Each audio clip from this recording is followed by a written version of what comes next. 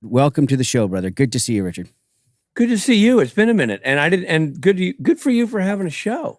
Yeah. I'm new to this news too. You know what? I'm really enjoying doing this. This is something that I just love talking to people, and it's just Right. I was like, let's have some fun. So we jumped and here we are. So I just started reaching out to my buddies, and you were one of them. And you answered. I love the call. it, man. You answered. I was stoked to get to have you reach out. All right. So how are you, buddy? Where have you been? Every time I see your Instagram or anything, you're somewhere in the world living the rockstar lifestyle that you do. And sure, that's it. How are you? Where you been? We just got back from Chicago. We were in Chicago doing, as you know, being a Supernatural alum, the convention circuit has long tendrils. Yeah. So we were there doing a little Supernatural dog and pony show this weekend. And previous to that, this has been a summer of, and you can appreciate this as a father, this has been a summer of getting a son off to college. You're not there yet, but my oldest started college. And that, to me, that has been my all-encompassing summer journey. What, like emotionally, how are you? Oh, terrible. Yeah, it's awful. I'm dreading that day.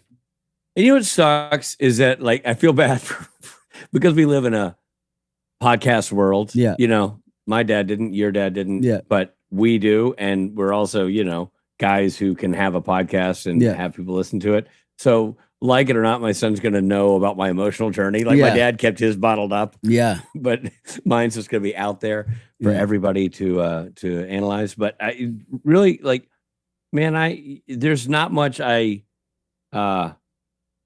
cling to in this world, but I cling to my children. Yeah. I love being a dad. That's my favorite thing in the world. Being a dad is the best thing in the world. I wouldn't trade for anything. So, and I constantly am always analyzing my own parenting and judging myself. I'm a harsh critic of my own work, but it's just the never ending, ever evolving process of trying to be the best dad you can be. And this is just a new chapter, right? You don't know what it's like to have a kid until you have a kid. You don't know what it's like to walk. You don't know what it's like to take him to the doctor. You don't know anything until you are doing it. Yeah. For the first time. And so sending a son off or a child off to college was completely unexplored territory. And, this is what's supposed to happen. Yeah. Like our job as parents is to make our job obsolete. Yeah. I heard this person say recently that the thing I realized when I was raising my son is that I'm raising him to be a strong man so he can leave me one day. Correct. And I was like, I got choked up. I was like, oh my God, my job is to prepare him to walk out the door. Oh, and not only to walk out the door, but to walk out the door gladly. Yeah, gladly. And like ready to go. Like, I'm ready to go. I want to scoot. I'm done with this phase. And you're just like, so it's all working correctly. Like it's like building an airplane that you want to fly and then being heartbroken when you see it sail off to the sunset. Man, it's like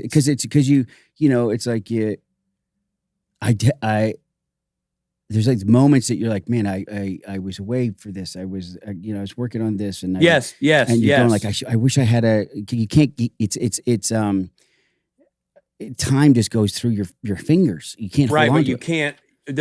Everything you're saying has been my life for the last 6 months, and I keep telling myself, and my wife will tell me, you got to not do that, because here's the thing: we are all imperfect people, imperfect beings, but I've done my darndest with the parenting, and one thing I did right. I traveled a ton. You traveled a ton. Yeah. I know that our lives were on the road a lot. Yeah. But I didn't do it for fishing trips. Yeah, I didn't do it for a bowling weekend with my college buddies. It was to draw a paycheck. Yeah. It never left the house never got on an airplane unless it was to draw a paycheck. So, and that's for the family, right? That's what the whole gig is.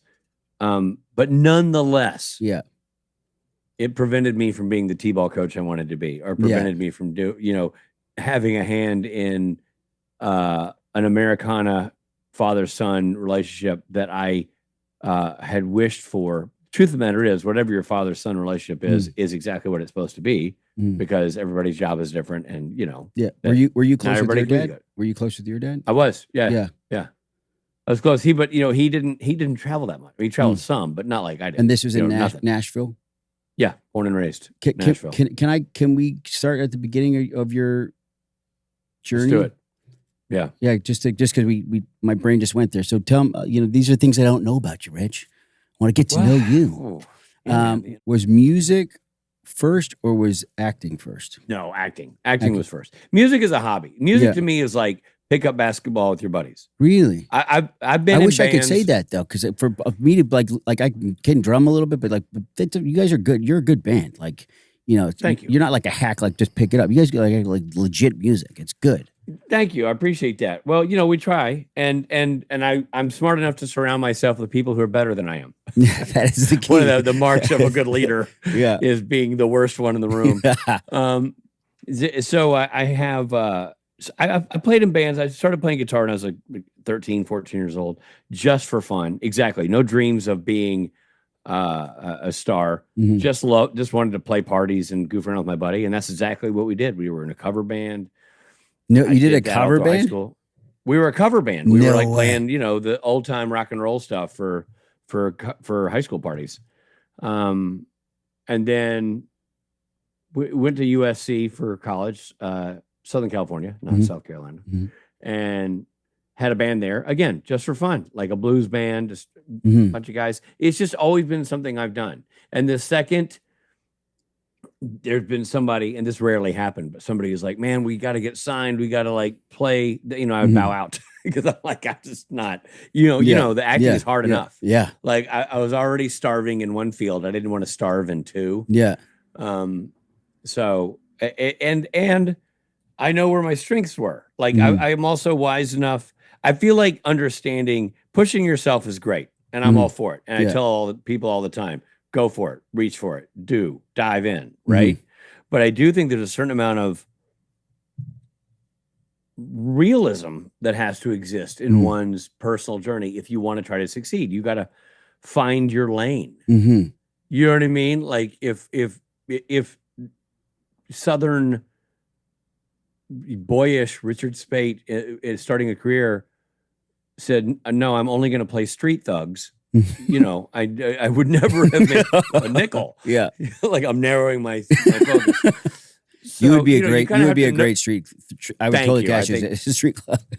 Yeah. Like a Peaky Blinder street thug. You know what I mean? Something with charm. Yeah, exactly. How you going there? Exactly. I'm the goof guy. I'm the goofy guy. Who's, the gun goes off. I'm like, I shoot myself in the foot. So music to me was that. It was like I understood that I was not a powerhouse player, and I was not trying to be a powerhouse player or fool anybody into thinking I was a powerhouse player. I was fun. I'm good on stage. I'm good with a microphone. I'm good with the chit chat and the banter and the having of the fun, and being sure everybody else is having fun. This band I'm in now, which is Dick Jr. and the Volunteers, which is a country band, full on country band. Like I was never playing country music before. Now I'm full on country. For many reasons. Number one, as soon as I started having kids, I started listening to country music more. And I don't know if that's a flashback to my youth, because my dad did. Also, country music, I found that from a language standpoint, very little bleeping you got to do in a country song. Yeah. It's true. Pretty safe. The whole radio station you kind of play the hits, and you're not going to be like, oops. My daughter, her favorite, if you ask her, because I played it a ton, was she'll say Johnny Cash. She loves Johnny Cash. Yeah. Yeah. And it's crazy. My boys love country now. Yeah. I mean, and I think, I kind of, full disclosure, when you're from Nashville, or at least when I was from Nashville, and you're into music, you have a tendency to pull away from country music because it was a stereotypical brand of the town. And Nashville's also different now. Nashville that I grew up in, I moved to Los Angeles, California to go to college. And immediately people thought I was stupid and racist based on my accent, which baffled me because I'd never been around non-Southerners. Yeah. And I went to an all boys prep school. I was I was as far away from racist and stupid as you could get. Yeah. But I realized, at that time in America, a Southern accent. I mean, then you start to think about it. Well, every idiot in every movie has a Southern accent. Yeah. They always use the Southern accent for the dimwit. Yeah. For the douchebag, for the which is not fair. Which is not fair. It's not. Nope. It's also not accurate because the South has generated more American presidents than any other part of the country. That is true. Yeah.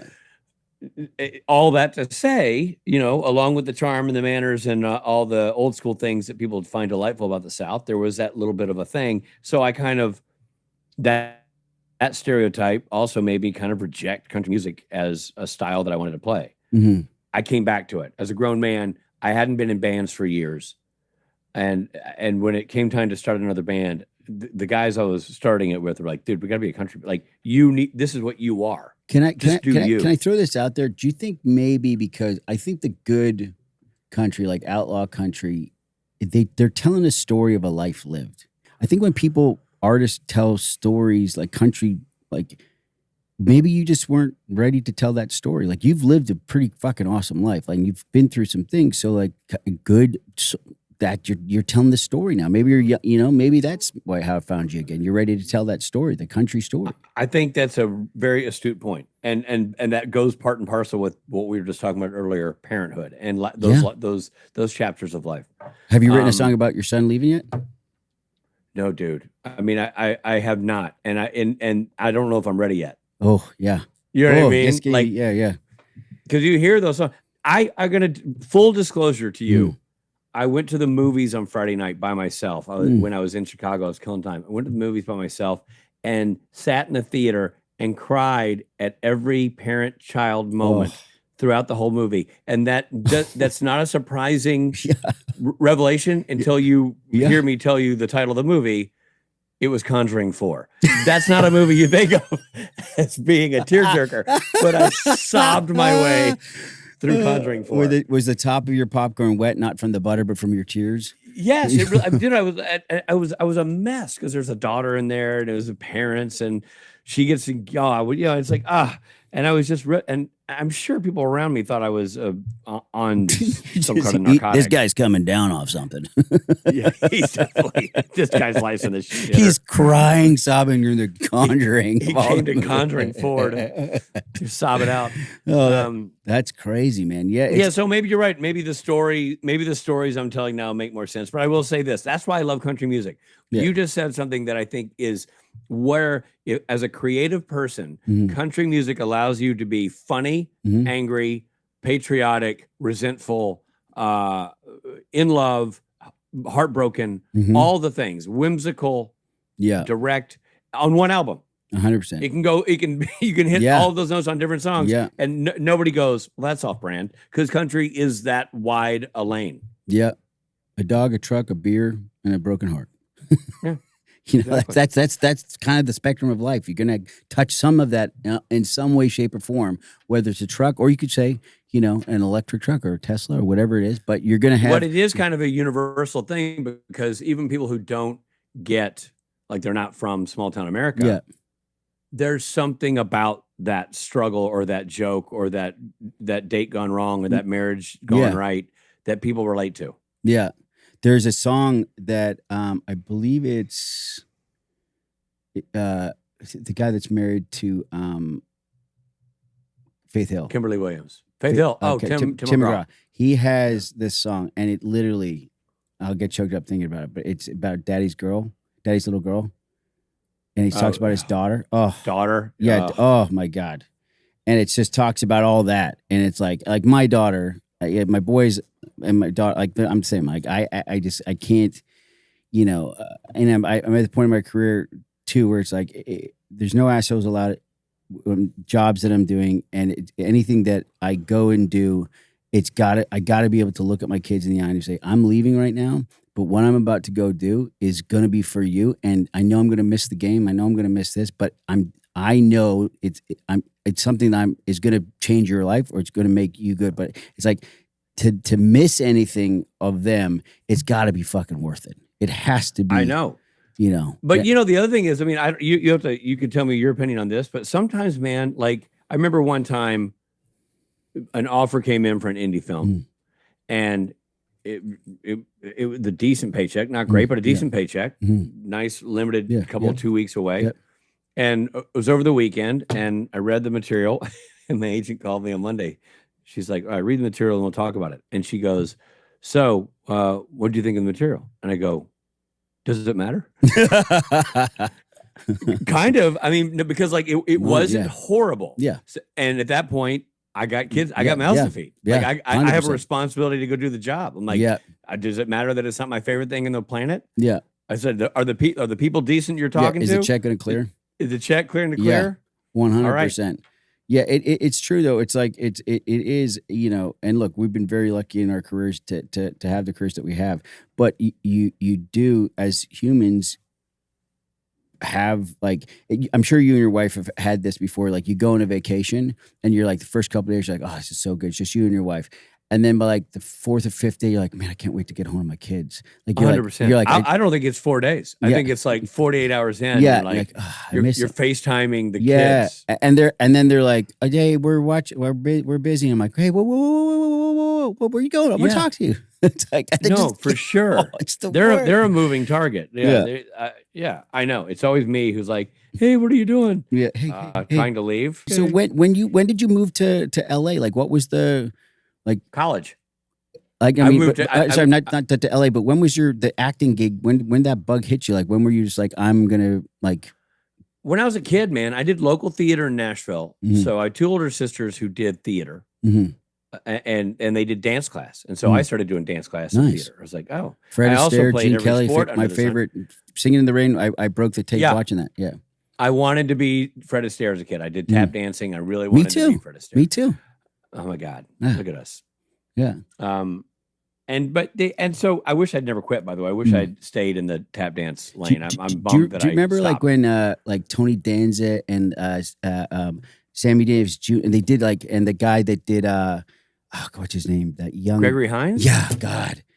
See, I don't remember Tony Danza. Tony Danza Tony Danza was a decent tap dancer, but he did like the intro. There's like this bit where like, he intros everybody. He was like young and he does like a little bit, but and there was that movie Taps or whatever. Remember Taps. Oh God, that was so good. That was like one, but like Tap. I think Taps is the military. Yeah, that's right. But it was like there was a guy in the tuxedo, you know, just like dancing like that. I just remember I was like what Christopher Walken like would get out my butt. There's just something so cool. Like this is gonna sound shallow, but I remember being in my 20s.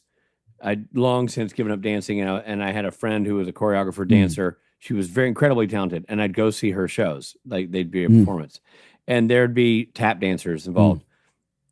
And this is when I was single, and I would see this guy who was their primary tap dancer, who was like a straight dude who was like the Tony Hawk of tap dancing. Like he'd come out and he'd be unbelievable and wearing dressed like we're dressed right now, baseball hats, t-shirt, comes out, just tap his face off. And every girl in the entire room was just like collapsing. Oh yeah. And I'm like, I'm afterwards, I'm like, and Tracy's like, yeah, he's the one straight dude in our entire smart man. Your unit. I'm like, he's a genius. Yeah, guy is a genius. That guy knows what's up. He's like, I know what I mean. You guys play sports? I will tell. I mean, no joke. Like it is, you know, I never ever got to the level of any of those guys, but I always loved percussion and just the thing. And like, man, there was something that when you saw the guys do it, like when it was done right, you're like, it was like, how are they making that sound? And the slide across when they throw the dust on this, like the little sand on the thing, just the sawdust or whatever on the ground. You know, like the stomp type stuff. Yeah. Did you see Stomp in New York? Of course, man. I saw Stomp when it came to LA. I took the kids. Like the greatest when they did.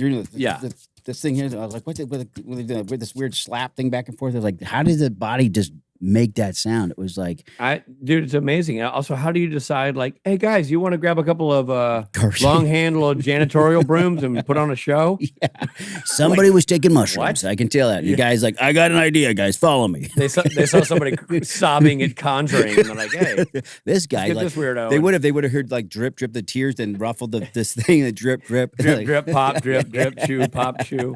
It's crazy. Crunch. So what was your first acting gig? Well, so when I was in Nashville, Mm-hmm. a couple of productions came through town, like for Disney Channel, and so I did a couple of like local hire. Mm-hmm. There was something called Love Leads the Way, which was a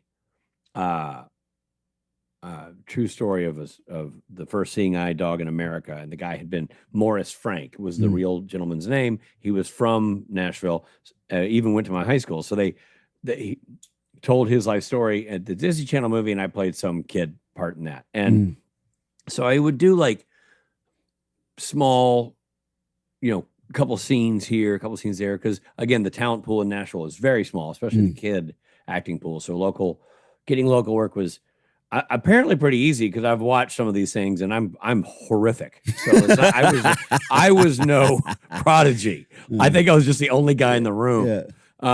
It's literally, I'm watching some stuff. I'm like, that's unbearably bad. But hey, I guess it was like it was enough to like get by, and then I could sort of build on that. It's good. It's like I got off the bench early, and then I did when I was in high school. I got to do Ernest Goes to Camp, because that shot in Nashville. Oh, wow. Which was kind of a fun like kids movie. Yeah. So I got to do that with some dudes that I'm still friends with. So I did a couple of things like that were like obviously not to make a living. They're just little, put some money in your pocket to go towards your college fund stuff.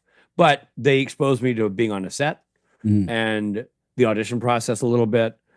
And then I went from there. Right around, a year later, I applied to and got into University of Southern California and went to college. And you went to film school and theater school. I went to acting school. Yeah. Because I mean, like every time I've had conversation, you've got an incredible film IQ. Like you understand storytelling you can talk to some people and they're like this, but you are very detail oriented about story. What is the why? What is the why? Like, what's the heartbeat? You get that out of the gates with you.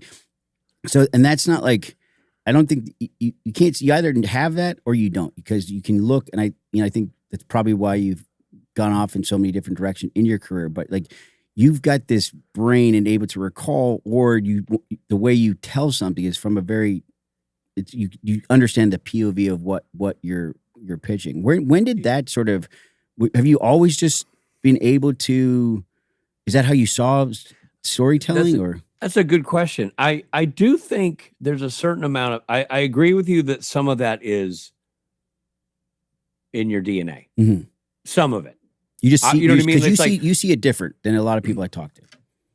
Well, I was look at an athlete. Mm-hmm. You know what I mean? You could take a really great athlete and maximize their skill. Mm-hmm. But you can't take a train wreck and make him a great athlete. No, it's true. You know what I mean? You can't take somebody who literally, you can maximize their skill to the top of its abilities, and then it ceases to get any better.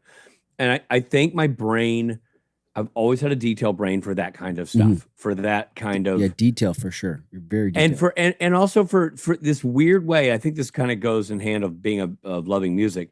But when I say comedy, I don't mean comedy like stand-up comedy, but humor in scripted form is mathematical. 100%. Right? Like it's you go too far that way, it's not funny. You go too far this way, it's not funny. It's a sweet spot, right there is funny. Yeah. And it's like this guy I knew used to always say, trumpet, not funny. Tuba, funny. It's so true, because it's like it's the perfect like water, not funny. Milk, funny. Yeah. There's just like the weird I don't think I was born with that. So I wanted to just clarify so people don't think I was gifted as a child. I wasn't. But I understood what I didn't understand and wanted to understand it. So I just would pay attention. People used to joke that, like, you don't laugh at comedies, but the comedy will be over and you'll go, that was hilarious. Like, and I go, 'cause my brain doesn't let me laugh because I'm trying to take it all in. Yeah. I was obsessed with Steve Martin as a kid. I listened to every album that man ever released, including his much maligned fourth album, the Steve Martin Brothers, which is half banjo, half comedy. And I well, not much maligned, but he maligns it. But I knew all those albums backwards and forwards. I learned everything I learned more about entertainment from Steve Martin albums and Bugs Bunny than anything live action that I was watching in live, because you're listening and watching to a thing that is like Steve Martin is mathematically perfect in his delivery. Bugs Bunny actually is a it's a cartoon, right? So they know how to do the eyebrow raise with the clarinet hit right at the right time. And you're like, oh man, that's hilarious. Goes back to tap. Tap is you got to hit it. You got to hit it the same. There's a rhythm. There's a real that makes sense all of a sudden. It's like that beat. It's like when the slide comes at the right time. It's so sexy. It all has this sort of rhythm of how you tell. Like you said, if you don't hit the comedic beat, if you're too far or too off, or say if you're behind the beat on the tap, it's fucking you're taken out of it. You're off. And something else about being an actor. There are plenty of actors who recognize when something's not working, but this has always been a pet peeve of mine. And maybe it's why I got into directing, or part of the reason. Many reasons why I got into directing, but this might be one of the reasons. I never liked it when an actor would be like, this doesn't work. Then you go, okay, well, what does work? Yeah. Don't come to me to tell me you don't like the line. My biggest pet peeve. Yeah. Give me a fucking, give me the replacement. Like, okay, you're now the guy. I've hired you. You're the person. Yeah. Two things. Number one, why didn't we have this conversation last week? I was just about to say that. You're doing this on the day in rehearsal? I did this all the time. I have as a director. They'll come to me like, blah, blah, blah, blah, blah. I'm like, that's a great point last week. Yeah. Today, I'm not interested. Yeah. It's like the crew's like what? Why are we doing this right now? It drives me absolutely bananas. Like, I understand if you're doing a scene, you put it up on his feet, and the writers had written it for this long like walk and talk, but the set isn't that long. You've got to figure out ways to. But that's adapting to what you're going to do in real time, and that's not work. We're like, this isn't really where I got to figure out how to get to here. That's actually problem solving. What you're talking about is problem solving. Yeah, and then what we're also talking about is problem creating out of thin air, or problem illuminating. You're going like, I'm pointing out a problem. Cool. I'm glad you're pointing that out. So I think as storytellers, we have a responsibility to go. This is bumping. I understand why it's bumping. Here's my suggested solve. I'm not going to insist on it because I know that you guys have a bigger ship to run than my little cabin here. Yeah. But this is my pitch. Yeah. And I think I've just trained myself to want it to be as good as it can be all the time. And largely that means taking the written word that I've handed and making it work, because changing lines can be super annoying when you're a guest star. You don't do that. You show up, you do your shit. Yeah. But if you're coming into an indie movie and it's all hands on deck, you're like, hey man, if I can help make this, if I can help all of us, rising tide raises all boats. If I can improve this, if I can go, hey, I know in your head you think this makes sense, but I don't think the audience is going to track what this beat is. Yeah. Can I add the sentence that says blah, blah, blah? Yeah. If you don't love it, take it out in the edit. Yeah. Yeah. Okay. Yeah. And I think there's a matter of like seeing story for its detail to get down to what it's all about, because, we have digital. Everybody's doing TikTok. You and I are filming a podcast right now. Yeah. There's like all these different things that involve camera. Now it's easy to shoot, but it's not easy to tell a good story. 100%. And we can get bogged down in the, I've got the black magic that shoots great in low light, and I got a drone, and I got blah blah blah blah blah. If you've got, this is the test. Yeah. Put a camera on a tripod.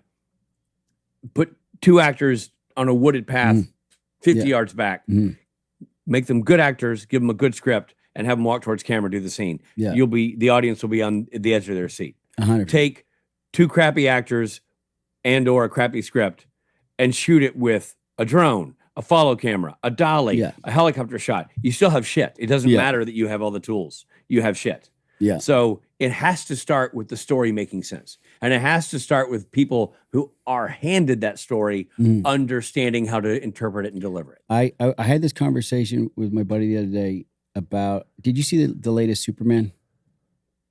The news. Man, I couldn't do it. You didn't see it yet? I haven't seen it. Okay. So this will make sense. So there's this, my dad took me to the first Superman. So Chris Reeves. Yeah, Chris Reeves who was my Superman. And then I took my son and my daughter to this. And this was their first time really seeing Superman. Okay, because my son saw Man of Steel. Okay, got it. Yep, yeah, perfect. There's an in-between Superman. Yeah. But there was this amazing moment that I really appreciated in that, going to what you're saying, is that there's a 12-minute talking head scene in an apartment between Superman and Lois Lane, and she's interviewing him or having a conversation, and in any other actor's hands or director's hands, this would have fallen apart, because in this moment, for the first time in the history of Superman storytelling, you find out why Superman is, why he's the man. Like what is what hurts him, what upsets him, what his drive is. And it's the only part of the movie that slows down. And then after that, it's like full throttle. It is fucking because for the first time since I've known about Superman, I didn't understand what his pain was. I didn't understand what his conflict and like the human and the super. And it just was, I was like, oh my God. My kids, it didn't register with them, but I was like, this is great. And I've never seen it as great. I love that you're saying that, because I don't know if you clocked my reaction, but I said I can't do it because I'm struggling to go to the Superman because I have a Superman. Yeah. To your point, I already have one. Yeah. And my sons have one. And so I'm watching the new one going like, it's like watching a Spider-Man. I'm like, do I want Tom Holland? Yeah. Do I want I'm a Tobey Maguire guy. I'm telling you, it's good to go see, because it was such a masterfully crafted scene in a superhero movie that should not have a 12-minute. It's 12 minutes. I've seen the movie 3 times and I timed it. I was that enthralled by thing because I was like, this scene, it's like, it's so well acted. This guy brings what he did in this Superman. You understood the pain of Lex Luthor and how much he wanted to get Superman, and the fucking actor, I can't remember his name, that played him, who was brilliant. But he just you got why the villain was tortured by, and what Superman and the fears of losing either one, and he raised the stakes as opposed to just like flying through walls and killing, and explosions and lasers and fucking the bad guys and the good. Like, it was just, I was so hooked on it. Like, it fucking, that's great. Yeah, it's really, I highly recommend it. This is a great endorsement for the James Gunn Superman, and truly, because it's been a little bit controversial out there in the marketplace. 100%, as you know. Yeah, 100%. What you're saying, and I haven't seen it, but now I will, solely based on that. And text me after you see that scene. After you see that scene. I will. Yeah. And I know we own it because I think the boys bought it to watch. It's like Wolverine. Yeah. Logan, that's what I'm saying. Yeah. That you watch that movie and you're like, it was so good. Yeah, so good. And obviously Hugh Jackman. Hugh Jackman to me is an unbelievable actor. Like, I love everything the man does. Yeah. But that's the best fucking dude, right? They just because it became a 3-dimensional character, way more than it would have been in other situations. Yeah, you know what I mean. People, I think, in life, no one wants to hear the hero story. Everyone wants to hear the flawed man and how hard it was, and the struggle and the pain. Those that I feel like you can relate to. It's easy to fucking like tell like this. We won and this and that. There was no, like, it's everything's but when you hear the struggle, the pain, I bled, that's why John McClane's one of the best characters ever fucking written. It's just like, it's like there's these intricate characters that aren't perfect. In the fights with John McClane, he gets his fucking ass kicked in every fight. And all he wants to do is get back together with his wife. And that's the entire fucking movie. And he's kind of got a little pot belly and fucking all those things. He's got balding. Yeah. But it's like, there's nothing pretty about it. Like, same with when you meet Logan, he's, fuck, the first scene with the limo driver, and he's like, fuck. He just doesn't want to deal with this bullshit anymore. Right. And you're like, I know that fucking like, dude, I relate to you all of a sudden. Yeah. It's just 100%. Yeah. Those guys are just. It's good writing though. Yeah. Like we want our heroes to be human. Yeah. And we want our humans to be heroes. Yeah. And finding that balance when you're writing, when you want to watch, Remember the Titans, or you're watching Logan. Like, you want the same thing in a way. It's just one has to come down to meet our expectations, and one needs to rise. Yeah. But it's people are inspired by struggle. Yeah. As a viewer. Yeah. We're inspired by struggle. We're inspired. We want to know, like, at the end of the day, Superman just wanted to, make his dad happy, make his dad proud. Mm-hmm. That's yeah. And the core of it all. I had that same sort of, feeling. Not that my dad had ever made me feel like I needed to, but I just wanted to always, because he worked so hard. I wanted to show him that, like, he did good things for me. Like, I wanted to like, Dad, look what I done. Unfortunately, he died before he got to see a lot of my success. But I still, in the back of my mind, the relationship I have with him now in heaven is very strong. I talk to him all the time, talk to him every day, and I'm always like, Pop, thank you for giving me the shot to if it wasn't the 5 jobs that he worked and the hours that my mom worked and the thing to give me a chance to get to go where I needed to go and instill good qualities. I like, so there's, when I see those stories with the dad and the son, it's like those, I'm like, I'm in. I will definitely be crying. Not only am I in, but I'm destroyed. Yeah. Yeah. Again, Conjuring 4. I'm stopping. I go back. There's no father-son story in Conjuring 4, and I was a mess. Yeah. So speaking of like struggle and stuff, you were part of the greatest franchise or greatest miniseries of all time, and I don't think anybody will argue on that, and that's being Band of Brothers. A lot of questions in the Patreon was questions to ask about that, but I just can you walk me through that whole process of like your memory of just the like where, like how did that, because it's literally the greatest, no one can touch that. They've made the Pacific, they've done other, but there's nothing. Band of Brothers is Band of Brothers. Yeah.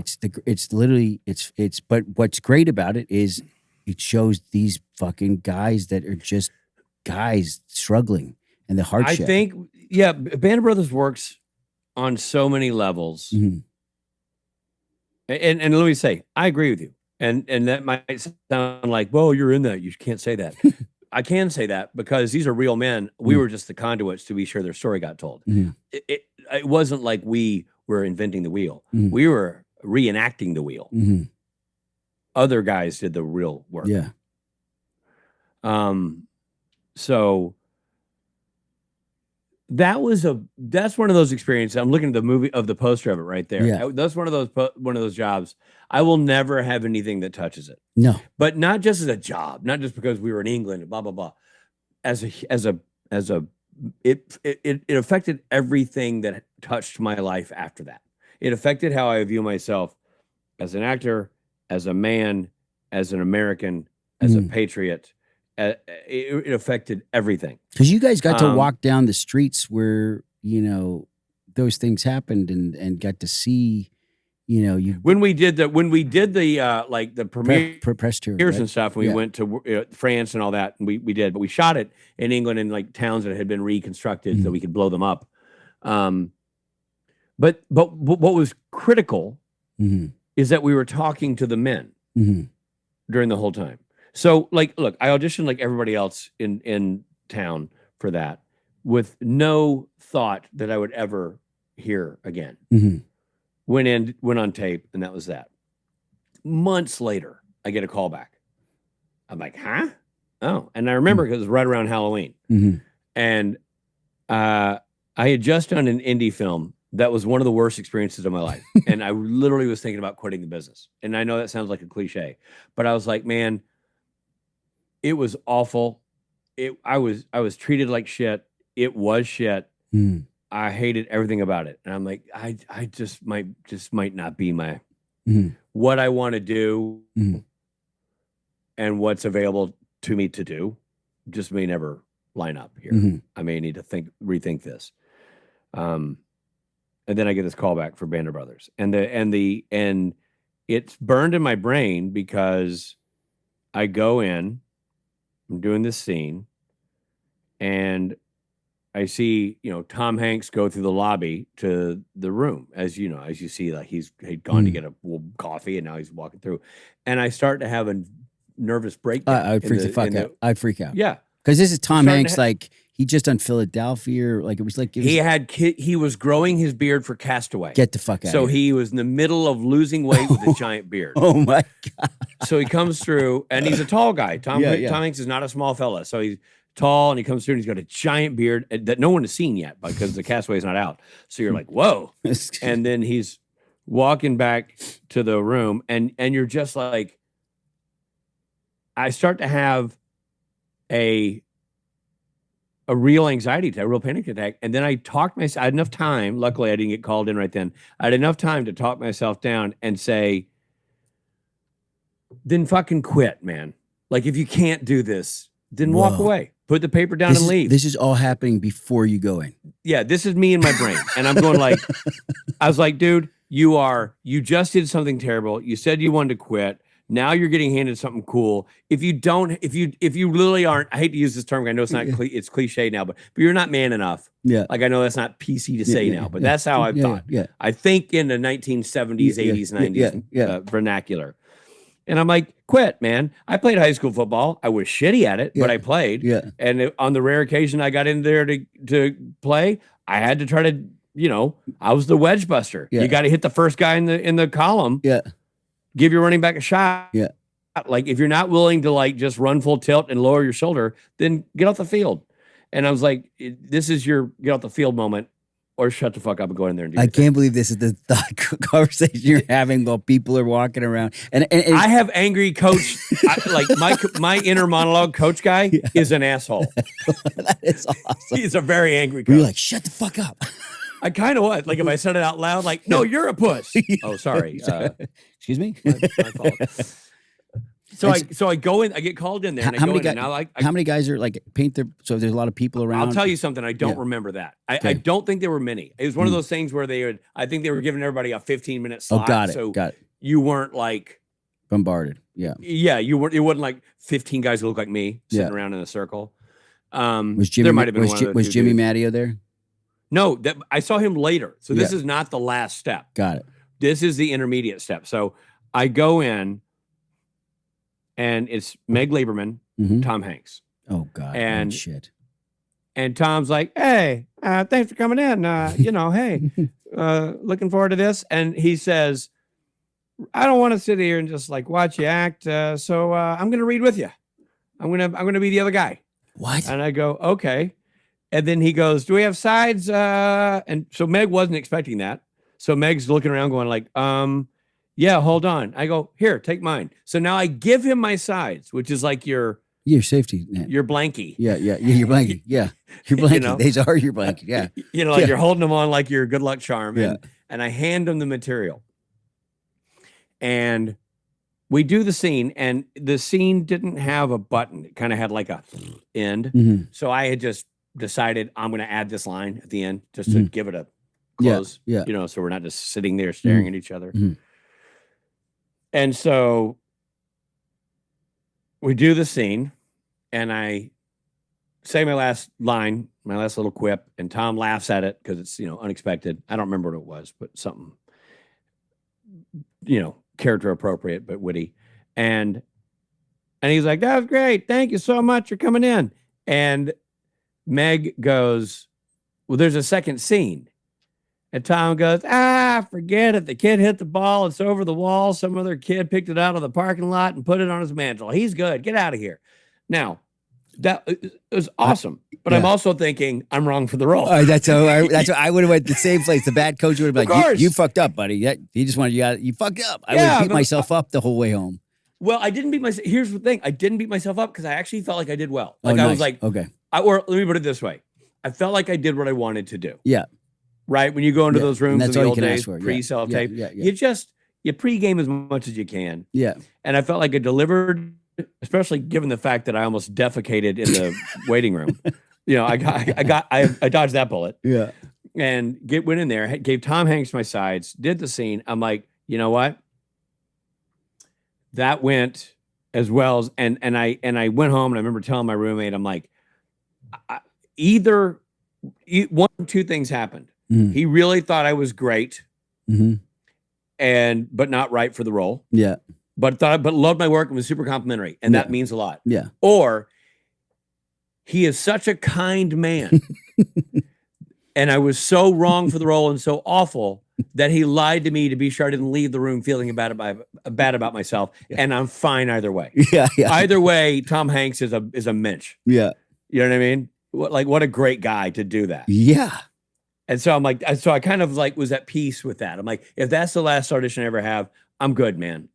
And then it was, again, months later, got a call saying, okay, you're going to a mix and match. You have another callback for Band of Brothers. It's going to be a mix and match. It's going to have a ton of guys at Lantana. Dude, my heart just starts racing when I start hearing about this. Like, boom, yeah. Boom, like I had to learn sides for 3 different characters, and it was like about 18 pages of stuff. He's like, we don't know. We're going to plan to be there. I think it said 4 hours. Maybe it was 2, but I remember thinking it was a long block of time. I think it was 4 hours. And like, because they go, we're going to be mixing and matching all kinds of different groups. 4 hours may be extreme. It may have been 2. But nonetheless, it's going to be, so I go to Lantana Center, and some of the people I see that I see Frank John Hughes. I see Neil McDonough, Patrick Dempsey. I see Ricky Schroeder. Wow. I see not Rick Gomez, not Mattio. They did the New York version. No, I take it back. I think Mattio was there. Was Neil McDonough and those guys there? And Neil, Donnie Wahlberg, Man, what a cast, dude! Holy. So we go in, and first group called in. Like, all right, first up, and it's Wahlberg, Frank John Hughes, Rich Speight, blah blah blah blah blah blah. I don't remember the other two dudes. I feel like Mattio was in the room. I maybe he was in LA because I remember I knew him. Yeah. Okay, so then it was Mattio. Then I'm right. Mattio, Frank John Hughes, Donnie Wahlberg, me, and somebody else. Yeah. And we go. Oh, Scott Grimes is here at this thing, but he's not. I don't think he's in this first scene. Yeah. We go in, and we do this. That's a stable of actors right there. There's some fucking hitters there. The whole Lantana Center is filled with a pretty good. Yeah. You didn't get to this stage. Yeah. By being crappy. Yeah. And so we go in, and this is a trip. You'll appreciate this. We walk in the room, and it's some people you don't know, probably some executives from somewhere. It's Tony Toe, who was Tom's right-hand man at Playtone. It was Tom Hanks. It was Meg Lieberman. Somebody else from her casting office running a video camera, some assistant, and Steven Spielberg. So you're walking in and you're like, this is nerve-wracking, right? This is the first time you see Spielberg. Correct. Oh, God. So you're sitting there, and there's folding chairs, there's ashtrays on the floor and on little tables. And Tom goes, look, here's the deal. You can't do this wrong because we've never done this before. But the room is yours. You guys walk over to each other. You can smoke. You can do whatever you want in the scene. We just want you guys to be in this, do your work. And it's a scene that had a lot of lines from my character, and it's a scene that didn't end up making the show. But it was dialogue heavy, kind of for everybody. I remember Donnie Wahlberg immediately lit up a cigarette. Like Donnie was like, "I'm going internal," So he just fired up. I'm not sure he smoked. He's got such a head rush. He's like, "Girl, come back, come back." First cigarette ever. Just sucks it dry. One pull. So that's how he lost his hair. That's what happened. So we got Donnie doing. I remember him doing that. And we're about to start. And the kid's got the video camera on the tripod, like you've seen 1,000 times at auditions, right? And right before we're about to start, Spielberg chimes in. He goes like, "Hey Tom, do you mind if I run the camera?" And Tom goes, "Oh my God, you're Steven Spielberg. Of course you can run the camera. This is, what am I going to tell you? No." And so Spielberg goes over, taps the kid. The kid takes a seat. Spielberg unclips it from the tripod. No. Goes handheld. And then we start the scene while Steven Spielberg walks among us. Dude. Doing close-ups and pan-offs. Are you fucking serious? You got Wahlberg smoking his face off. You got Spielberg doing figure eights to the whole group. Folding chairs, and improvised blocking going on right and left. And then we finish. And you're off book, or you still have your sides in your hands? We're off book. Yeah, we're all off book. Everybody's just in the pocket, man. Yeah. And we might have been holding sides, like we mentioned earlier for your binky. The shaking sides of the shaking sides. Spielberg's on camera. Rattle. I do remember Spielberg getting as close to I am to my camera, just kind of doing a wrap around, and I'm like, stay in a rich, and. And and we were done. We finished, and Tom was like, "Okay, thank you. Go out and keep waiting. We're gonna keep doing this for a couple hours, but thank you. Great start." And as we all start to walk out, he goes, "And hey, guys," and we turn around, and he goes, look at it this way. If you don't get the job, at least next time somebody asks you if you've worked with Steven Spielberg, you can say, yeah, I've worked with Steven Spielberg. Big laugh. We exit. That is awesome. Yeah, dude. Wow. That's and then I sat there for the rest of the day, never got called in again. Really? And again, assumed I didn't get the job. So I was like, well, a couple other guys who I don't think are all that nice, so I'm not going to name names. Yeah, fair enough. I don't. They're the kind of actors that are a little bit like try to mess with your mojo in the waiting room. Not a fan of that type of guy. I'm not going to name names, but you would know who I was going to say. If I said it, you would know. And I go, that person went in a couple of times for my same role and was like, they were like, oh, this is gonna be great going to London. Like, it was just being that guy. And you're like, oh, God, whatever. What a dick. And then you go, they come out and they go, thanks, everybody is great. I'm like, oh, I never went in again. I never did a different character. I never went in again. Bummer. But again, I'm thrilled I made it this, I told my agents wanted to know. I told my agents and they're like, hey man,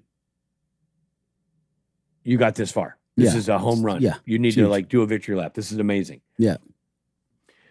And then it was like right around Thanksgiving holidays, I got a phone call from my agent going like, you got the job. I'm like, are you out of your mind? Oh my God. Are you messing with me? This is a sick joke. Yeah. And then I have found out later from Meg Lieberman, because she has said this in interviews multiple times, that I was the first guy cast. No way. That when they went down to go, who's going to be what? They're like, well, he's definitely that guy. Well, so Tom knew that day when you first came in, he was like, that's the guy. I guess, but I mean, it would have been nice if they had told me that. Yeah, but isn't it crazy? Isn't it crazy though? And I think I've learned this, and I've said this before. I don't believe there's competition for actors.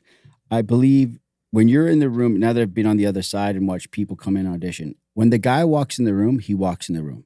Like when when an actor walks in the room, that is the character that's been in your head or has an essence or something. If he's even if he's, you're like, that's whatever the energy he's giving up. Whether he fucks up the audition or not, you're like, that there's something that's it's the essence. And there's nothing that like another actor can really do, or that you can have great. The auditions we've gone out and was like, dude, I fucking crushed that. I booked that for sure. And they're like, not going any further. You're like, what? And the other ones, you're like, I can't. And they're like, you got it. And you're like, whoa, like it doesn't. There's no rhyme or reason. But then when I got to the other side of the camera, you're like, which makes sense to what you're saying. You're like, no. As soon as you saw, you're like, that's the guy. You have that vibe. Whatever it is, your delivery, your choices. That's. You did it unknowingly, like a supernatural sort of, no pun intended, experience that you did, that they're like, that's what I read on the script, on the page, the heartbeat of that character was you.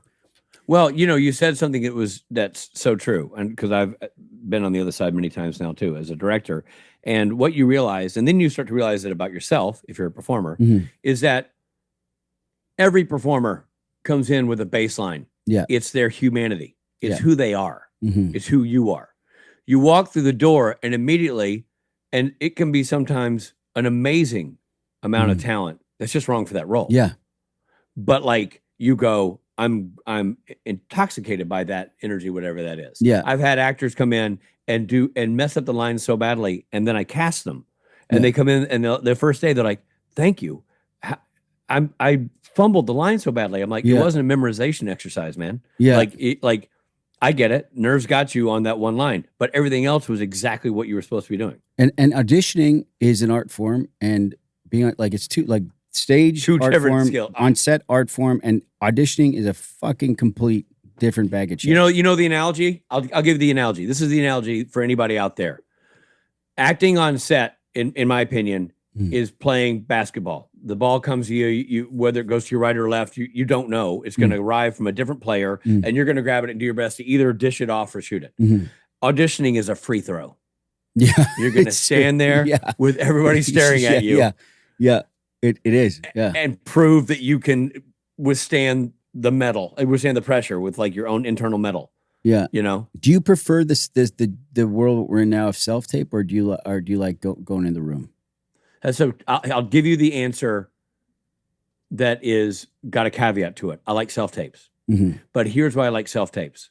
Because I existed in the pre-self-tape world. If I was a young actor starting out now just doing self-tapes, I feel very confident that I would be screwed. Yeah.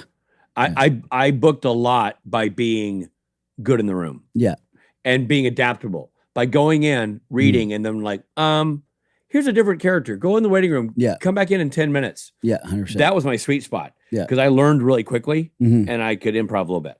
Yeah. So if you gave me a character and I didn't have 48 hours to obsess about it, but I had 20 minutes, that's where I would be like, okay, this, like, I can whip through this. I'll be alive with this whole thing.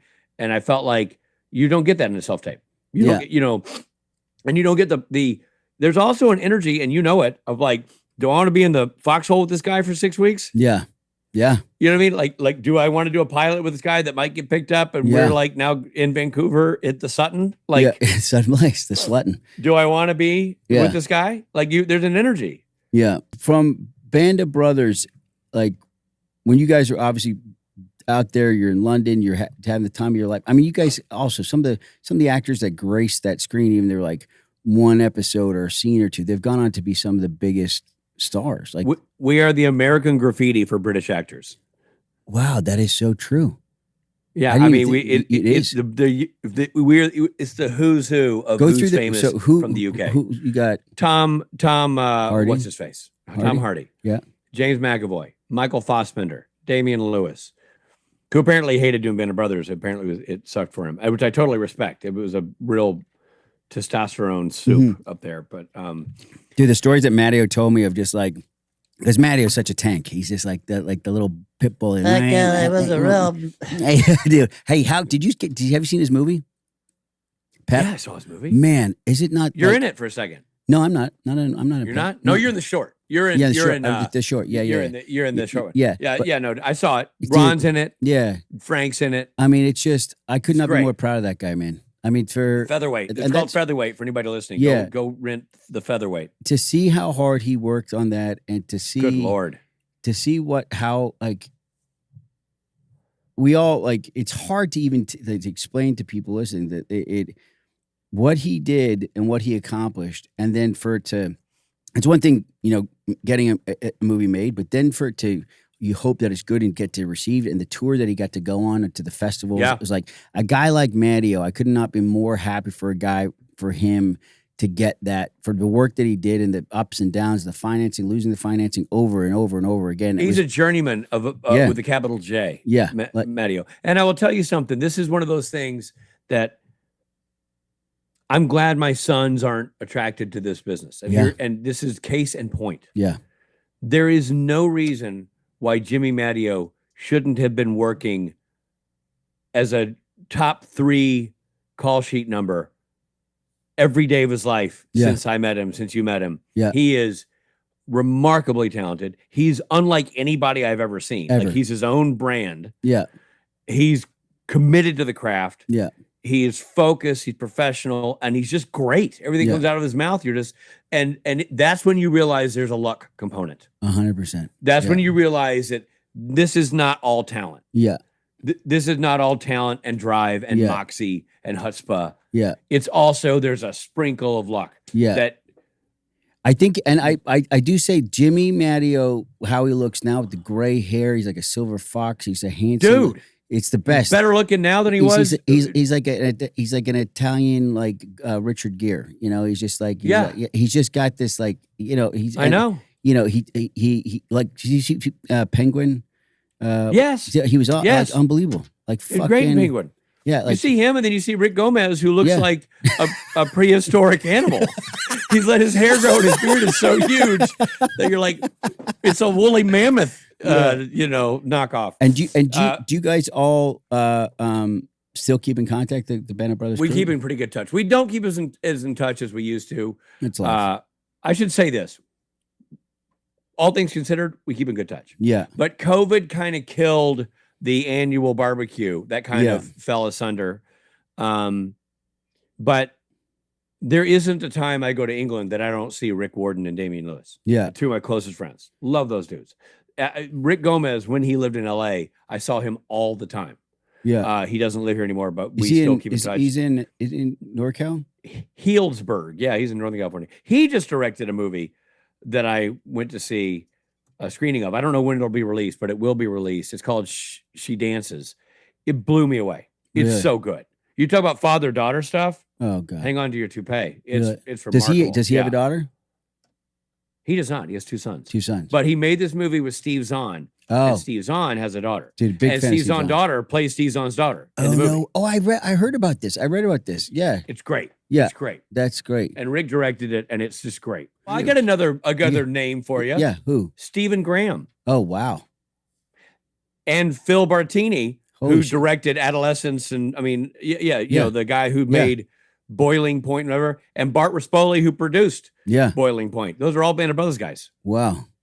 I remember because David Nutter has been a dear friend of mine for many years. He's the reason I moved to Los Angeles.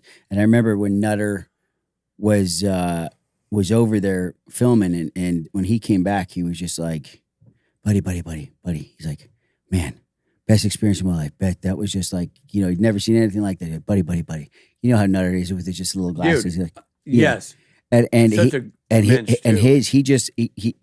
would the way that he explained, he just kept saying like the sets and how big it, the word he was scope. He goes, the scope of what we shot, because he'd done television. He goes, the scope, you felt like you were there. Like it was just, you know, everything about it. And all he talked about is about how the guys, the boys, he called them my boys. He's like, my boys, everybody was so committed to that bit. I remember running into you. I went with Mattio.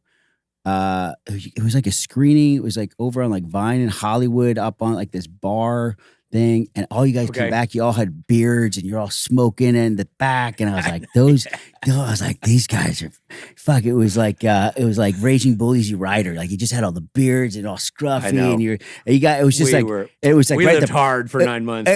You guys are savages. I was like, man, you guys look like you came back from war. Like it was just the stories that you guys had, but there's a real brotherhood that was formed, and I didn't really.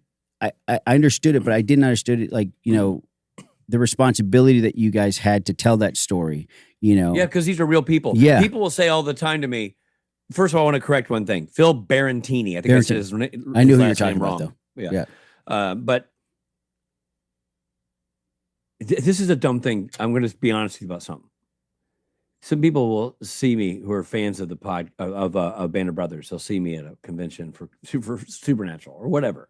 And they're like, oh man, I was so sad when you died in Band of Brothers. When your character died in Band of Brothers. And it always pisses me off. Because I'm like, your favorite character didn't get removed from the series. The man died. That wasn't a creative decision to keep you on the edge of your seat. Now, that's an honest thing for them to say. There's nothing wrong with them saying it. But for me, I'm always like, what's wrong with you? Internally, I'm like, angry coach comes out. You know, he's like, what's wrong with you? A man died. He blew up in a foxhole. Well, it's amazing too. It's like there's a generation too now that like we're far enough removed from like World War II, but they don't understand what that is.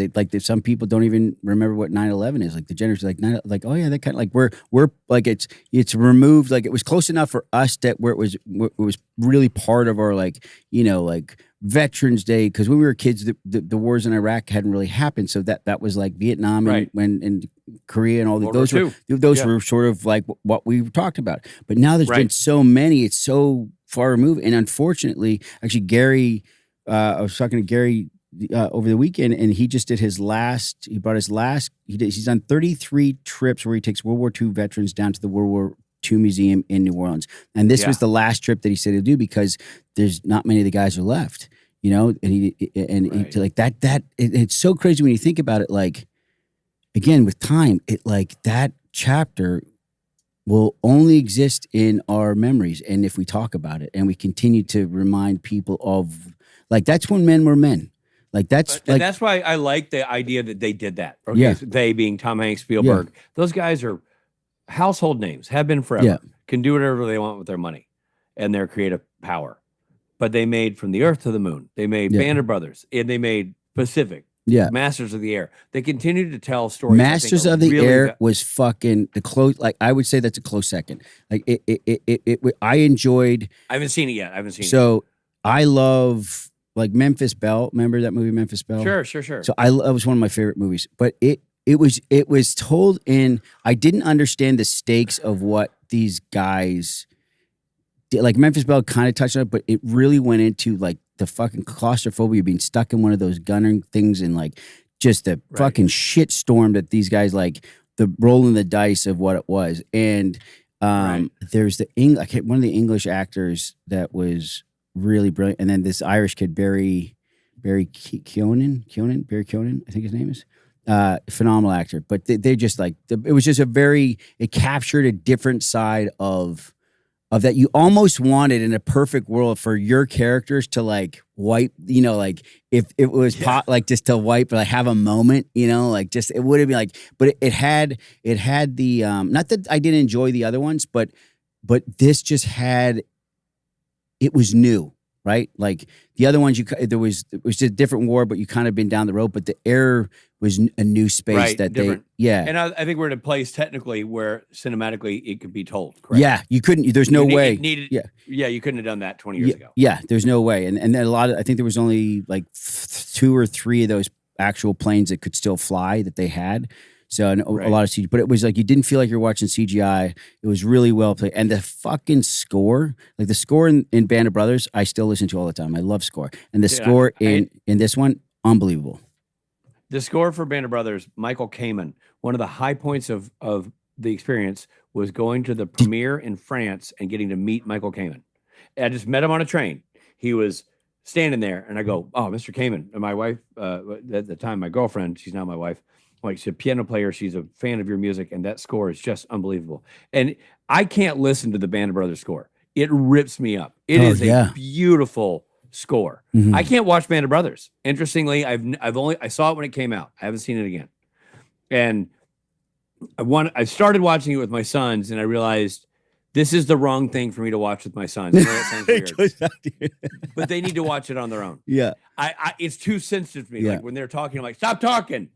Yeah. The Colonel's trying to, so like I'm too close to it, and I was too vulnerable even rewatching it. So they'll find it down the road. There's a great scene. You'll know which one I'm talking. It's with, I believe it's Neil McDonough's big episode. Those big beautiful eyes of his, and you guys are in all the foxholes and stuff, and it's snowing. Yeah. You know which one I'm talking about? Yeah, of course. That's either episode 6 or 7. Battle of the Bulge. Yeah. And it starts to snow, and he drops his helmet. It's a beautiful shot, but this fucking score, it's one of the best. The helmet drops, and you see his like hand, and it's just so well done. And the snow's kind of coming down, and you see the breath in your guys' mouths, and the fucking score. It's like, I think it's one of the best shots ever in that series. I like, it just is. You get everything that's happening there. And that one fucking moment, the pain, because that one guy had passed away, got killed, and it just, what they were up against, the hunger, just everything. It was like perfect. I was like, this is fucking gold. And it still holds the test of time. You could watch that, and it's like Braveheart. Braveheart never gets fucking old. You watch that fucking thing over and over and over again, and you're like, how in God's name did they do that? And you guys shot that on film then too, right? Yeah. Sure. Yeah, which is... And you had like, it was, paper and soap for snow in a airplane hangar. You know what I mean? Like, it was old school stuff because it was still kind of old school. Wasn't visual effect heavy. Yeah. It was shutter speeds and angles and real explosions and flashing lights and all that kind of stuff. It was. Yeah, there wasn't a lot of CGI that you guys did in that. No, I think the one, I'm sure there's some that I don't know of, but there's that one shot that pulls out where Captain Winters is sitting in the door of the airplane, and they pull out all the C-47s flying off into, like, at the end of episode 1 or 2. That's right. One. Yeah. And honestly, it looks a little dated because it's It's like when you go back and you watch Clash of the Titans, like, and you watch. Remember, you're like, when I was a kid, like, this is Cyclops. Yeah, you're like, burr, burr. Yeah, when I watched it when I was young, I'm like, this is terrifying. And I watched it, I'm like, what the fuck? Was I like terrified because it still looked so ridiculous, or was it like? No, because your brain hadn't seen anything like it before. Yeah. And I will say, just to put an underline under something. What also made Band of Brothers remarkably special for all of us is we got to spend time with the actual vets. That mattered tremendously to hear their stories and their perspective. we were getting advice. Obviously, the gentleman I played, Skip Muck, died in Battle of the Bulge. But I tracked down his family, who did not know about the book and did not know about the series. I found them and opened up a dialogue with them in the nascent days of email, and consequently got copies of letters from him that they would send me that I had all over my room. No way. And all this stuff. And then I ended up working with their local senator to get his medals reissued to the family because they disappeared with him when he died. So, I became very close to the family. Wow. And there's a scene in Band of Brothers that is Skip Muck in episode 7 talks about swimming the Niagara River. Mm-hmm. That's not in the script. That is a letter that was sent to me by his sister telling me about what he did before he shipped out. And I showed it to David Nutter and Graham Yost. I'm like, not David Nutter, sorry, David Frankel. Did Graham Yost write on that too? Uh-huh. No fucking way. That's why Justified has everybody you've ever That's known right. from Band of Brothers in it. Oh my God. Rick Gomez, me, wow. Mattio. I didn't even put that together. That's fucking Graham. Graham Yost is he's one of my favorite showrunners I've ever worked with. Dude, he's just a nice guy. The best. Just a great good guy. Canadian. But so all that say, so I certainly just get in there and say the monologue. So my point is that story of swimming the Niagara River is a true story. The woman Faye I mentioned as a girlfriend was Skip's girlfriend. Ruth was his sister. Those are all details. They're all true stories. So much of Band of Brothers ended up being that. I was one guy doing one amount of research for my my gentleman's journey to be sure it was honest. Babe Heffron tells me while we're drinking in a bar in London that Skip insisted on having mass in the snow and that they would all kneel in the snow during Battle of the Bulge. And he would say, okay, well, now if we die in a state of grace. So what do? David Leland, the director, we stage that. It's not in the script. We put it in there. We get the guy playing the priest. And it's just a scene in it's just a moment. And now we die in a state of grace. And then Doc Rowe goes on. And so we were constantly, all of us, putting ourselves or taking ourselves out, Dexter Fletcher, a name we haven't mentioned, but Dexter's in it. Dexter takes himself out of a night march because he's not in the night march. Johnny Martin wasn't there, so he shouldn't be there. Yeah. Blah, blah, blah. That everybody's talking to their veteran. So much of what we did was everybody wanted to be true to their guy. Everybody. Did the family so appreciate that? Like when they found the letter, that speech in the letter? What you found in the letter and then got it implemented into the story. So there's a little bit of his DNA in there. I think I want to reverse that. I appreciated it. Fair enough. I appreciated their trusting me with their information. That's the word trust. Yeah. And I felt like if they did that to me, I got to be honest. I got into it with HBO, which is weird. I'm not a get into it guy. Yeah. But when the premiere happened, and they were sitting the premiere, everybody got to send people, a veteran and their wife. So, Rick Gomez's, I don't remember Rick Gomez's, I don't think Luz was alive. Lipton, Lipton and his wife would come. Lipton, Donnie Wahlberg played Lipton. So like they sent 2 tickets to a vet and their a ticket plus one, right? For them to bring a son, a daughter, a wife, that kind of thing. They were not going to send any tickets to my family because my guy died. And I said, I was like, and I reached out to one of the ladies I knew at HBO. I'm like, there's been a mistake here. The Muck family is not aware of the premiere. We got to get them in. Like, well, we actually are limiting it to the surviving members of the Easy Company. Yeah. And I was like, you don't understand. You can't do that. Yeah. I found these people. They were living lives that had nothing to do with this. I ripped open wounds that had been closed for 40 years. Yeah. I made them dig through boxes and send me stuff. I brought them into this journey. Yeah. I've made an 80-year-old woman sob. Yeah. They are my responsibility. Good for you. You can uninvite me. Yeah. Or you can invite them. Yeah. But half of us aren't going. Yeah. Like these are my people. And what did they say? They gave in and invited them. Good. I love you. That's fucking good stuff. And it was the 2 sisters. I was really close to the two sisters, Becky and Eileen, they had been my contacts, my point of contact. And so the sisters came, but I'm like, I can't. And by the way, HBO's that's I don't want anybody to go like, oh, the corporate monster. They were doing what they thought was right. They adjusted. No, they got the note. They don't know what they don't know. They don't know that you did that. They had no idea. They don't know the work that went on. They weren't there. Yeah. They're just checking boxes. Yeah. They did the right thing. Yeah. And they were very kind about it. So I don't want them. But to be fair though, Rich, like a lot of actors would just be like, you're up and coming. You don't want to say the wrong thing, piss somebody off, and then get blacklisted. And I know. It's like we've all seen it where somebody says something. Next thing you know, it's like you're uninvited. Like it's a high. So it's true. It's like it's people. Yeah, I know. And when we're young and full of fucking piss and vinegar, and like I'm gonna say, it'd be like it can be misconstrued in the wrong way. But it takes a lot of chutzpah to do something like that for the right reason. I'm glad they actually turned it around, because there'd be nothing worse than having done that and then having to look at me like sending a picture. Oh, this was me at the premiere. Dude, I'm not sure I didn't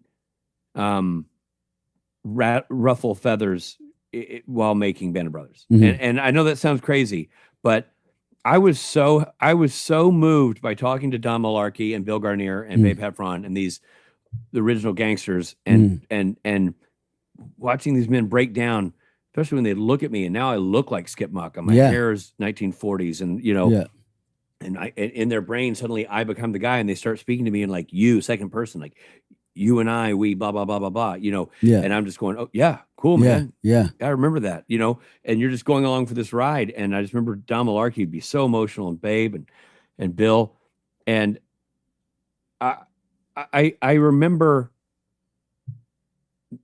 this is. I don't even know if I say this, like, I'm glad I did it. I'm glad I did this. But like, I went to Tony Toe, and I'm like, this is not ego driven. It was veteran driven. But I'm like, you have not established Skip Muck, and he's going to die. And he's paying a price for Artie being dead, which is why he's not being carved out better. This is where I'm so impressed with your film IQ, because a lot of people wouldn't clock that. It was. I just was like basic storytelling.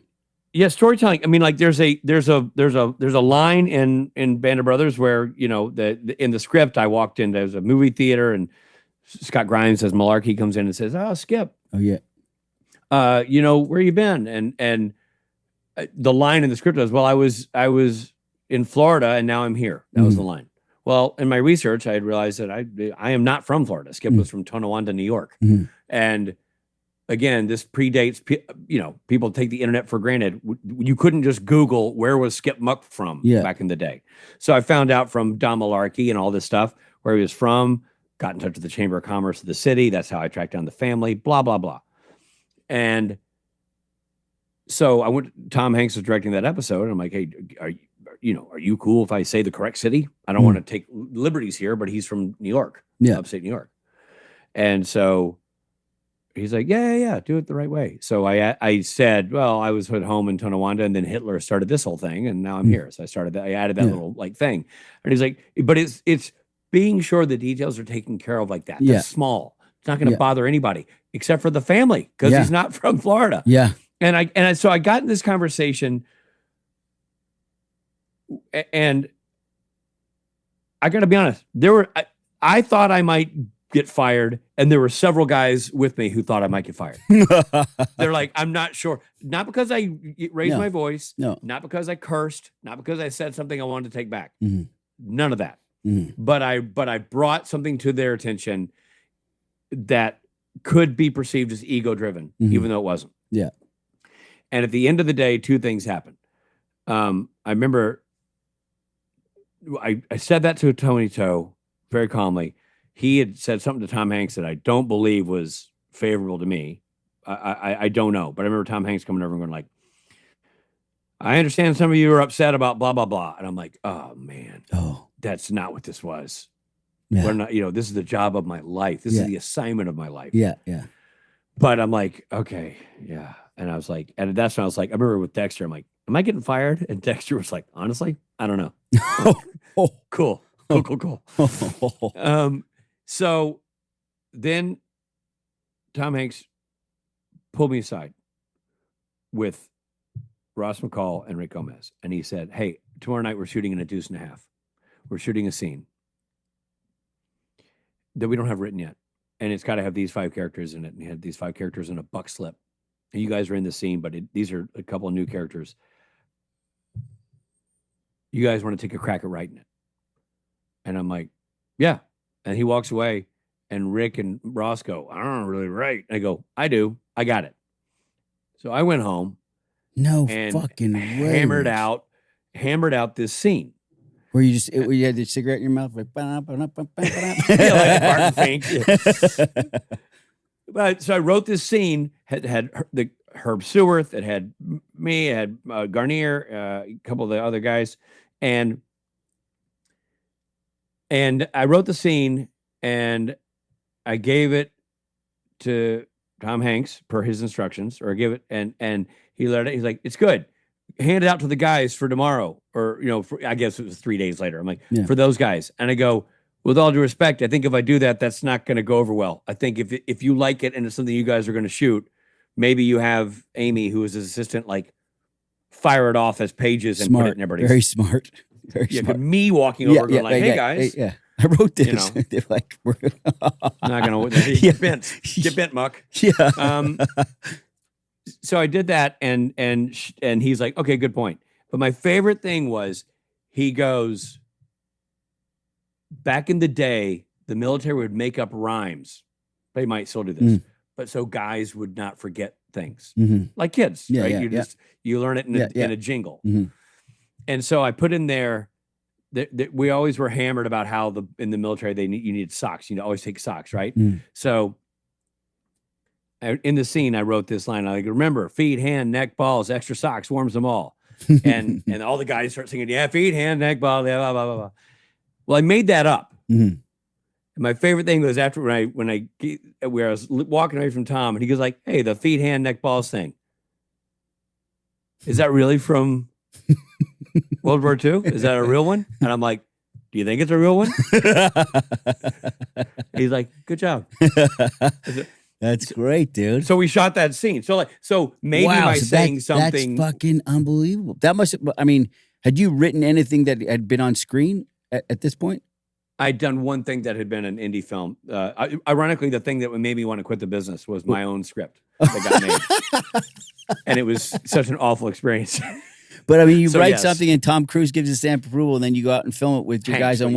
Sorry, Tom Hanks, and you do it on one of the biggest stages. That is fucking crazy. Yeah, it was cool, man. And I don't know if the other dudes knew I wrote it.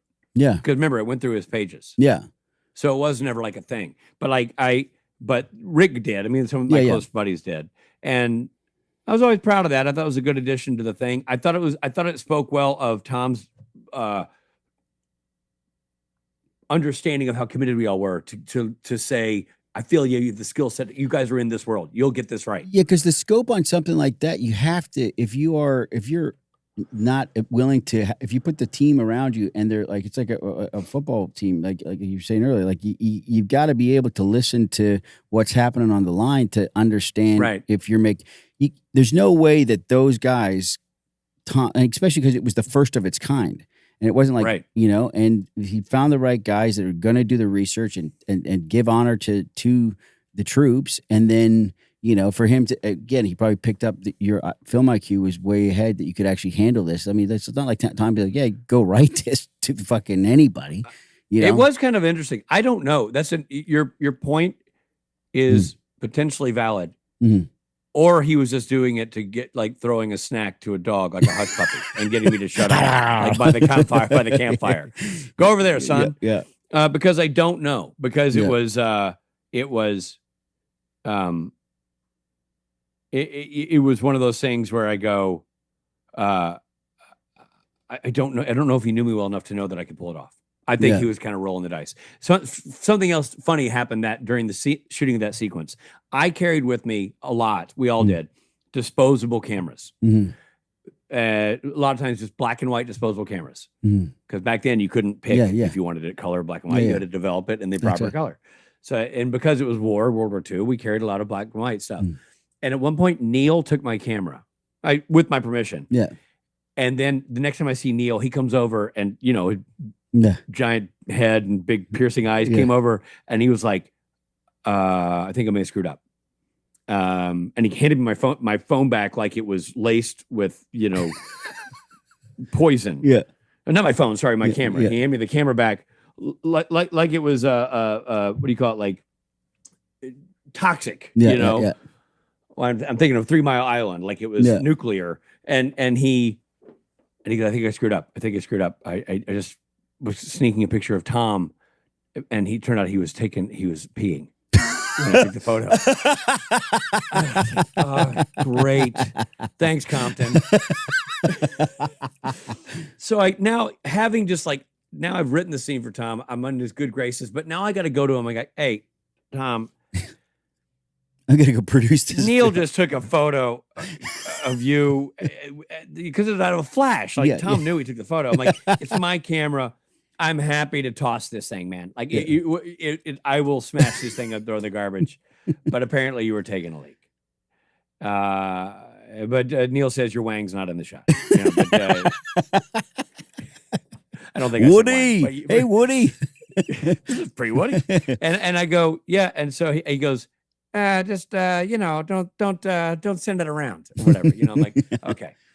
And I got the photos developed, and sure enough, it's a great shot of Tom looking. Because it's nighttime. Yeah. So he's looking at Neil, and Tom was wearing a World War II outfit in case he was ever in a reflection while directing. He was always dressed in World War II gear. So he's looking at Neil. The jacket is covering anything you don't want to be covered, but just a cascading arc of urine is coming out from behind the trench coat onto the ground. Awesome.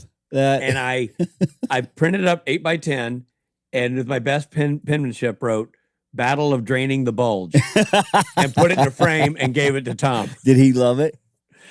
Colin at one point told me that it was in the closet for a minute, meaning like it survived. Yeah. It's probably gone now, but it survived for a minute. I also took a really great picture of Tom and his son Chet, Chet was like 5 or 6. Oh wow! In the deuce and a half, because Chet was sitting with him wearing a helmet and stuff. And I got a good picture, father-son picture.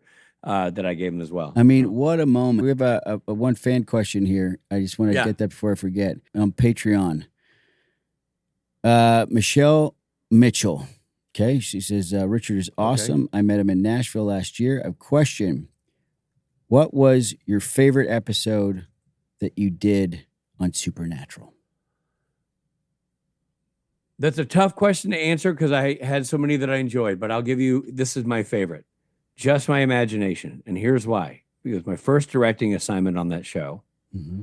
And as we've talked about from the beginning of this podcast, being a dad is the greatest and most challenging assignment of all time. And I had young Sam Winchester. I had a young boy and his imaginary friend in that episode. Oh, I remember that episode, And I loved exploring that relationship. The relationship of a son with a traumatic childhood turning to an imaginary friend, and then as an adult turning back to that friend in his time of need. I thought it was just a beautiful story. Yeah. Written by Jenny Klein, who's gone on to be just a home run hitting writer of great success. And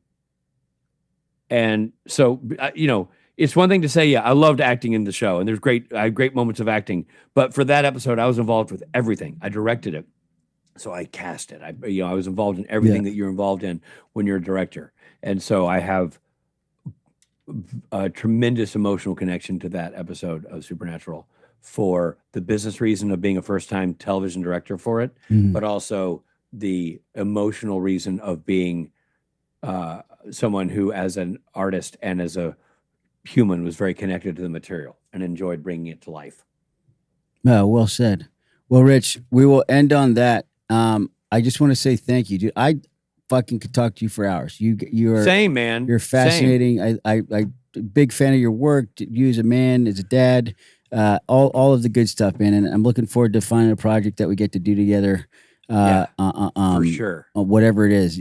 But you're just a standout guy, man. And anybody I ever bring your name up to, they always sing your praises. So know that a lot of people out in the business absolutely love you. And I know the fans, because when I brought your name up, went absolutely bananas. So you're a big old stud, and I appreciate you taking the time. And this has been such a great. There's so many gems of stories here that people are gonna love for this. So I appreciate you taking the time. I'd love for you to come back again, because we didn't even touch like half of your career. We got. I appreciate it. Dude, this is a great conversation. Thank you for inviting me to this conversation. And text me after you watch the Superman thing. I want to get your thoughts. 100%. Yeah, 100%. All right, buddy. Much love, man. I'll talk to you soon. Thanks for coming on, bud.